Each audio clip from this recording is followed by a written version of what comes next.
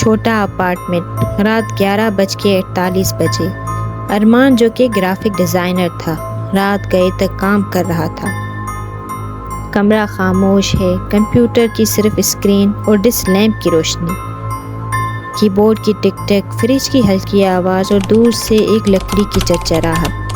اچانک ایک سرگوشی، ارمان۔ وہ رک جاتا ہے، ادھر ادھر دیکھتا ہے، کمرے میں کوئی نہیں۔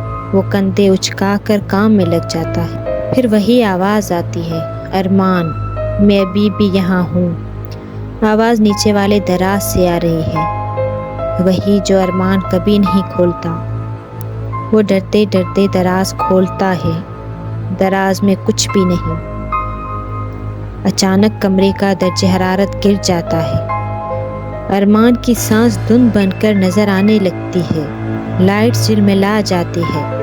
وہ فوراً کھڑا ہوتا ہے اور تب دراز خود بخود کھل جاتا ہے۔ ارمان فون پکڑ کر ہال میں آتا ہے، کسی دوست کو کال کرنے کی کوشش کرتا ہے لیکن کوئی سگنل نہیں۔ پیچھے سے وہی آواز، اب اور زور سے، تم نے مجھے بند کیا، تم مجھے چھوڑ گئے تھے۔ وہ مڑ کر دیکھتا ہے، اب دراز سے سیاہی بہہ رہی ہے جیسے خون۔ تیز دھماکہ، ارمان کی سابقہ گرل فرینڈ چیختی ہے، تمہیں پچھتانا پڑے گا۔ ارمان غصے میں دراز بند کرتا ہے۔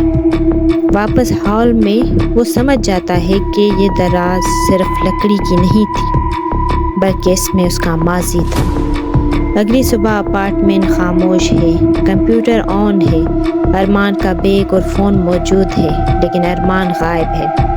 دراز بند ہے، اندر ایک پرچی پڑی ہے ارمان کی لکھائی میں، اسے دوبارہ مت کھولنا۔